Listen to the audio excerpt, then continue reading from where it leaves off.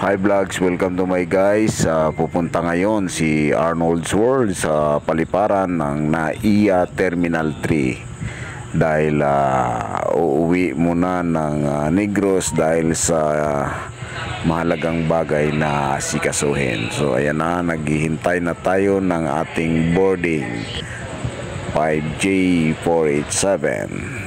At yan na guys, sa ilang sandali lilipad na si Arnold's World. At ipakita natin ang mga makakapal na ulap na ating madadaanan at sa ilang sandali ay tayo ay lalapag na sa Silay Airport. At kung kayo mapadaan, huwag niyong kalimutang dumaan sa Sumag 5J, Batsoy and Sizzling House at para matingnan nyo ang kanilang mainit-init at masarap na batsoy. Pagkatapos natin kumain, diretso na tayo sa Candoni. Please follow, like, and subscribe. Hello po sa inyo lahat! Make sure to follow and subscribe sa Arnold's World! Galing naman